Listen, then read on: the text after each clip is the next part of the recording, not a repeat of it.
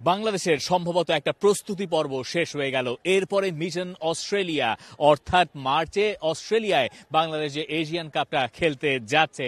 এই মিশন অস্ট্রেলিয়ার আগে বাংলাদেশ কি পেল? বাংলাদেশ দুটো ম্যাচ হেরেছে ঘরের মাঠে, কিন্তু তাতে কি যায় আসে এই মূল টুর্নামেন্টের আগে? বাংলাদেশ তো বেশ কিছু পজিটিভ দিকও বোধহয় পেল। পজিটিভ দিক আপনার বেশ কিছু পেয়েছে, এবং একই সাথে আপনি খেয়াল করেন আজকের যে ম্যাচটাও বাংলাদেশ হেরেছে আজারবাইজানের এগেইনস্টে, 80 মিনিটস পর্যন্ত বাংলাদেশ হচ্ছে সমান তালে ম্যাচটা লড়েছে। 80 মিনিটসের পরে যে বাংলাদেশের গোলটা কনসিড করতে হলো এবং সেখানে যে ম্যাচটা হারলো, তারপরও এই ধরনের আপনার ইউরোপিয়ান দলের সাথে খেলা, চোখে চোখ রেখে লড়াই করা, র্যাঙ্কিং এর হিসেব নিকেশ ভুলে যাওয়া, এটাই হচ্ছে গিয়ে বাংলাদেশের ফুটবলের অন্তত এই দুইটা ফ্রেন্ডলি ম্যাচ থেকে আপনার প্রাপ্তি। বাংলাদেশ যে ধরনের ফুটবলটা খেলতে চেয়েছে সেটা বাংলাদেশ খেলতে পেরেছে কিনা দুইটা ম্যাচের রেজাল্ট দেখে হয়তো অনেকে বলবেন না, তারপরে আমি বলবো প্রস্তুতিটা ভালো হয়। আপনাকে একটা প্রশ্ন করি, আপাত দৃষ্টিতে বাংলাদেশ মালয়েশিয়ার সঙ্গে যা খেলেছে তার চেয়ে ভালো আপনার কাছে আজারবাইজানের সঙ্গে বাংলাদেশ যা লড়াই করছে সেটা মনে হচ্ছে না? টানা তৃতীয়বার অর্জন করেছে দেশের সেরা সুপার ব্র্যান্ড স্বীকৃতি বসুন্ধরা টিস্যু। অবশ্যই মালয়েশিয়ার এগেইনস্টে যে চ্যালেঞ্জ তার থেকে হাজার গুণ বেশি চ্যালেঞ্জ ছিল আজারবাইজানের এগেইনস্টে আজকের ম্যাচে। মনে হয়েছে আজারবাইজানের বিপক্ষে বাংলাদেশ বেটার ফুটবলটা খেলেছে। কিন্তু এই একই প্রশ্ন যখন কোচ পিটার বাটলারকে করা হয়েছে, তখন তিনি বলেছেন তার কাছে বরং মনে হয়েছে মালয়েশিয়ার সঙ্গে ম্যাচে তার কন্ট্রোল ছিল, কোচ তার দৃষ্টি দিয়ে দেখেছেন এবং ম্যাচে যেহেতু কন্ট্রোল ছিল তিনি ওই ম্যাচটাকে এগিয়ে রাখছেন এবং আজারবাইজানের সঙ্গে তিনি যে লড়াই করছেন সেটাকে তিনি পজিটিভ হিসেবে দেখছেন। এখন এই দুই ম্যাচ থেকে কি কি পজিটিভ আপনি পেলেন? পিটার বাটলারকে যখন এই প্রশ্নটা করা হয়েছিল প্রেস কনফারেন্সে, তখন তিনি তার একটা দারুণ জবাব দিয়েছেন। তিনি বলেছেন কম্পেয়ার করেন, আসেন আজারবাইজান কই আর বাংলাদেশ কোন জায়গায়। তিনি বলছেন বাংলাদেশের এই ম্যাচ থেকে প্রাপ্তি হচ্ছে বাংলাদেশ যে 11 জন ফুটবলার দাঁড়া করিয়েছে আজারবাইজানের মতো দলের এগেইনস্টে, এইটাই বাংলাদেশের প্রাপ্তি। কেন? আজারবাইজানের ফুটবলাররা নিয়মিত লিগ খেলেন কোন জায়গায়? ইউরোপের বড় বড় দলগুলোতে। ইনফ্যাক্ট আপনার আজারবাইজানেও লিগ চলে রেগুলার, এই কথা তিনি খুব স্পষ্ট করে বলেছেন। এবং তিনি বলেছেন যে এই প্লেয়াররা কি পরিমাণ টাকা কামান। তিনি বলেছেন they make a fortune out of football. তিনি বলেছেন 1 লাখের উপরে টাকা তারা কামায়। তিনি তখন নির্দেশ করেছেন বাংলাদেশের দিকে, বাংলাদেশের লিগ কোন জায়গায়? লিগই নাই, ফুল স্টপ। তারপর তিনি তুলেছেন যে প্লেয়ারদের বেতন কোথায়? বেতন ঠিক মতো নাই, ফুল স্টপ। এই ঝামেলার পরে যখন আপনি আজারবাইজানের মতো দলের সঙ্গে খেলবেন, এবং এই দলটা তিনি বলছিলেন, তিনি কিছুদিন আগে একটা ম্যাচ দেখেছেন সুইজারল্যান্ডের সঙ্গে, আজারবাইজানের এই দলটা 3-0 গোলে হেরেছে। সেই দলটা বাংলাদেশে এসছে এবং সেই দলটা বাংলাদেশের এগেইনস্টে 2-1 গোলে জিতে গেছে। এটাকে তিনি একটা পজিটিভ দিক হিসেবে বলছেন এবং আমি তার এই মতামতের সঙ্গে পুরোপুরি একমত। কিন্তু আমি যেটা বলতে চাই যে এই লিগটা বাংলাদেশে খুব দ্রুত চালু করা দরকার। পিটার বাটলার বলছেন আপনি লিগ চালু করেন, আপনারা প্রপার লিগ বাংলাদেশে চালু করলে আপনি দেখবেন একটা সময় গিয়ে বাংলাদেশের উইমেন্স ফুটবল একটা পর্যায়ে পৌঁছাবে। সাফের লেভেলকে তিনি কোনো লেভেলই ধরতে চান না পিটার বাটলার। তিনি বলছেন আপনার এশিয়া লেভেল টার্গেট করতে হবে এবং এশিয়া লেভেল টার্গেট করতে গেলে নিয়মিত এই সব দলের এগেইনস্টে আপনাকে খেলতে হবে। দেখেন এই জায়গায় হচ্ছে এই মেয়েরা ম্যাচ খেলার সুযোগটা আসলে কই পায়। হ্যাঁ, এই বছর আপনার অনেকগুলো ফ্রেন্ডলি ম্যাচ হয়েছে, আর যদি আপনি হিসেবটা করেন অলমোস্ট প্রায় 10টার মতো ম্যাচ বাংলাদেশ এই বছর খেলেছে। কিন্তু এর বাইরে ক্যাম্প চলছে, যখন আপনার লিগটা হবে সেটা 1 মাস হোক 2 মাস হোক, যতদিনেরই লিগ হবে, তখন কিন্তু এই মেয়েরা আপনার রেগুলার গেম টাইমটা পাবে, রেগুলার ম্যাচ টাইমটা পাবে, সেটা কিন্তু বড়। এখনো আপনি চিন্তা করেন আগামী 3 মাস ফিফা উইন্ডোর বাইরে যে যদি বাংলাদেশ কোনো ম্যাচ আয়োজন না করতে পারে, তখন কিন্তু হচ্ছে এই ম্যাচটাই হয়ে থাকবে এশিয়ান কাপের আগে লাস্ট ম্যাচ। যদিও সেটার চেষ্টা চলছে, হয়তো ফুটবল ফেডারেশন সেই কাজটাও করবে, কিন্তু রেগুলার ম্যাচ খেলার আসলে কোনো বিকল্প নাই। কারণ আপনি কি শিখছেন সেটা তো আপনার ম্যাচেও আসলে ইমপ্লিমেন্টেশনটা আসলে দেখাতে হবে। এবং লিগটা চালু করা সম্ভবত খুব বেশি জরুরি। এই 3 মাস সময়ের ভেতরে যদি লিগটা আবার শুরু করা যায়, এই প্লেয়ারদেরকে নিয়মিত ম্যাচের ফ্লেভারটা দেওয়া যায়, তাহলে আমার মনে হয় প্লেয়ারদের ফিটনেস লেভেলটাও জায়গা মতো থাকবে। আপনি আজকে ম্যাচে নিশ্চয়ই দেখেছেন যে একটা সময় পরে 80 মিনিট পরে বাংলাদেশ যে গোলটা হজম করলো, ওটার পেছনে সম্ভবত ক্লান্তির একটা বড় ধরনের দায় ছিল।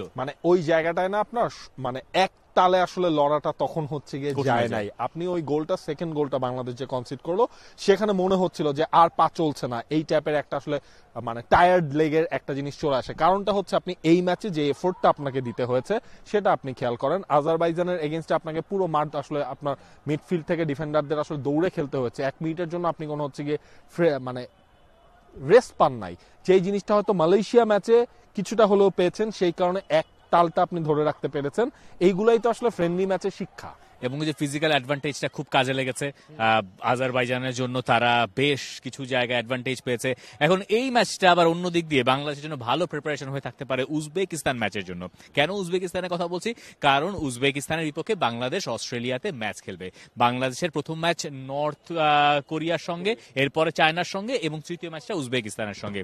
ওই উজবেকিস্তান ম্যাচে যদি বাংলাদেশ ভালো কিছু টার্গেট করতে যায় তাহলে তার একটা প্রপার প্রিপারেশন সম্ভবত এই জায়গাতে হয়েছে। পিটার বাটলারকে আমি এই প্রশ্নটাই করেছিলাম যে উজবেকিস্তান ম্যাচের জন্য আসলে প্রিপারেশন হলো বলে আপনার কাছে মনে হয় কিনা, তখন তিনি বলেছেন যে আমার কাছেও তাই মনে হয়, মানে পিটার বাটলারের কাছে তাই মনে হয়। তিনি বলছেন উজবেকিস্তানের দলটার সঙ্গে এই দলের টেকনিক্যাল কিছু জায়গায় ভালো মিল আছে, যেহেতু একই রিজিয়নের, প্রায় কাছাকাছি রিজিয়নের, তাই ফিজিক্যাল ব্যাপারটাতেও একটা মিল খুঁজে পাওয়া যেতে পারে। উজবেকিস্তান ম্যাচের জন্য সেই প্রিপারেশনটা কিছুটা হয়েছে বলে তিনি বিশ্বাস করেন। কিন্তু তিনি এখন বলছেন যে এই যে 3 মাস সময় আমার হাতে আছে, তিনি তার যে বাবলটা, যে দলটা, সেটাকে বলছেন একটা বাবল, এই বাবলটা তিনি কন্ট্রোল করতে পারেন। বাবলের বাইরে কি করছে তিনি কন্ট্রোল করতে পারেন না, এবং বাবলের বাইরের ব্যাপার হিসেবে তিনি দেখিয়েছেন লিগ এবং মেয়েদের টাকা দেওয়ার ব্যাপারটা, এটা তিনি একটু জোর দিয়েছেন। এবং এই জিনিসটা আসলে এখনই করার দরকার, কারণ হচ্ছে কি আপনার এই ম্যাচ শেষেও আমরা দেখলাম হচ্ছে কি অনেক অ্যাম্বাসেডাররা এসেছিলেন বিভিন্ন দেশের, তারা মেয়েদের এই ম্যাচগুলো তারা দেখছিলেন, এবং ম্যাচ শেষে আসলে তাদের মধ্যেও মানে ওই তৃপ্তিটা আছে। বাংলাদেশের ওমেন্স ফুটবলও তো এখন আসলে এশিয়ান যে র্যাঙ্কে যে রয়েছে সেটা মাঠের খেলা দেখেও তারা প্লিজ। সুতরাং মেয়েদেরকে খুশি রাখার জন্য, মেয়েদেরকে আরো ইন্সপিরেশন দেওয়ার জন্য এই বেসিক নিডস গুলো আসলে ফুলফিল করার দরকার। হ্যাঁ, বাংলাদেশের এই যে আপনার এশিয়ান কাপে বাংলাদেশ খেলছে, এর পেছনে ক্রেডিটটাও আপনার একটা ক্রেডিট দিতে হবে যে সারা বছর ক্যাম্পটা চলেছে, এই মেয়েদেরকে আপনি সারা বছর হচ্ছে ক্যাম্পের মধ্যে রাখতে পেরেছেন।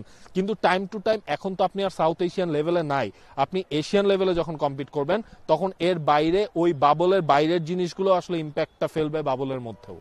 এখন বাংলাদেশের এই ম্যাচে যদি আমরা ফেরত আসি, বাংলাদেশের এই ম্যাচের সেরা পারফর্মার কে?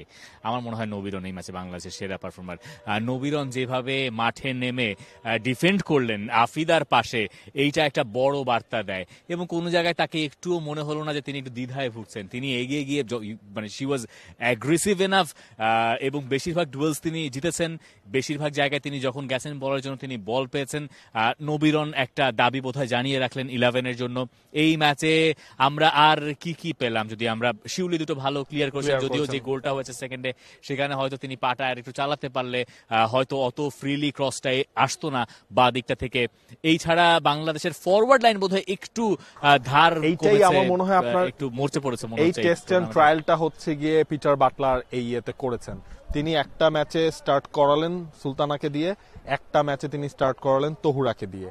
তো এই জায়গায় মনে হয় কেউই আসলে পিটার বাটলার যা চাচ্ছেন সেই জিনিসটা হয়তো ফুলফিল করতে পারেন নাই। হাতে অপশন আসলে আরো রয়েছে। আপনি যদি খেয়াল করেন আজকের ম্যাচে ঋতুপর্ণা কিন্তু তার এন্ডে আসলে অ্যাক্টিভ ছিল অ্যাজ এ উইঙ্গারের কাছ থেকে। আপনি অ্যাটাকিং সাপোর্টটাও পাচ্ছেন, ঋতুপর্ণার কাছ থেকে আপনি ডিফেন্ডিং সাপোর্টটাও পেয়েছেন। ঋতু এবং মনিকার লেফট সাইডটা দিয়ে যে আপনার একটা কেমিস্ট্রির মতো তৈরি হয়েছিল, এই জিনিসগুলো আলটিমেটলি যদি আপনার আরো পলিশড হয়ে যায়, বাংলাদেশের আসলে সেই জায়গায় মনে হয় এশিয়ান কাপে যে মানে চোখে মুখে বাংলাদেশ লড়াইটা করতে পারবে, সেই জিনিসগুলো বাংলাদেশ পেয়েছে, সেই শক্তিটা বোধহয় বাংলাদেশ পেয়েছে। হোয়াট অ্যাবাউট দ্য গোল? মারিয়া মান্দা যে গোল করলেন, আমরা বলছিলাম কমেন্ট্রিতে যে এই গোল দেখে মনে হতে পারে যে মেরেছেন, গোল হয়ে গেছে, কিন্তু ঘটনাটা তো আসলে তা না। এই ফুটবলাররা দিনের পর দিন এগুলো অনুশীলন করেন বলে ইন্টারন্যাশনাল ম্যাচে এসে সেটা এক্সিকিউট করেন। এরকম গোল আমরা কেন হামজা ব্যতীত অন্য কারো কাছ থেকে দেখি না? কারণ ওই লেভেলটা তো রিচ করতে পারতে হয়, যেটা মারিয়া মান্দারা আসলে পারেন। হোয়াট আ গোল, তাই না? মানে ব্রিলিয়ান্ট। আমরাও তখন আসলে অবাক হয়ে গিয়েছিলাম, মানে ওই মোমেন্টের জন্য আমরা প্রস্তুত ছিলাম না। ওখান থেকে শুট করে ওইটাকে পারফেক্টলি, আপনার কমেন্ট্রিতেও যে জিনিসটা বলছেন যে ইঞ্চি ফিতায় মাপা শট, আসলে যেটা সেটা হচ্ছে আপনার তেমন একটা মাপা শট ছিল। এটার পেছনে আপনার ওই যে প্র্যাকটিসের সময় ওই জিনিসগুলো ট্রাই করে, এবং আপনি কিন্তু একটা জিনিস দেখবেন এইচ লেভেলেও বাংলাদেশ টিমের এই ফুটবলারদের কাছ থেকে লং রেঞ্জে কিন্তু আসলে গোল এসেছে। সেই জিনিসটার রেপ্লিকেশনটা হলো আপনার এখন ন্যাশনাল টিমে এসে। আপনি মনিকা মারিয়ার সেই ডুয়োটার কথা বলেন, আপনি আফিদার কথা বলেন, এই ম্যাচে আসলে বলার মতো পারফরমেন্স যদি মানে হাতে গোনা কয়েকজন ছাড়া ম্যাক্সিমামকে আপনার হচ্ছে কি A+ মার্কস দিতে হবে, যে আজারবাইজানের মতো টিমের সাথে বাংলাদেশ যেভাবে খেলেছে। বাংলাদেশের প্রস্তুতিটা তাই বাংলাদেশ পর্বে অন্ততপক্ষে সম্ভবত শেষ হলো। তবে বাংলাদেশ ফুটবল ফেডারেশন আগামী দিনগুলোতে এই উইমেন্স টিম নিয়ে কি পরিকল্পনা রাখে সেটা বোধহয় একটা দেখার বিষয় রয়েছে। আমার দৃষ্টিতে এই ম্যাচের সেরা মুহূর্ত মারিয়ার গোল, আপনার দৃষ্টিতে নিশ্চয়ই তাই। আর কি হবে, আর আপনার কাছে কি সেটাও জানতে চাই। কমেন্ট সেকশন খোলাই আছে। For more updates, subscribe to our YouTube channel and click on the bell icon. Follow us on Facebook and Instagram. Download T-Sports app to enjoy exciting games and highlights. Visit tsports.com.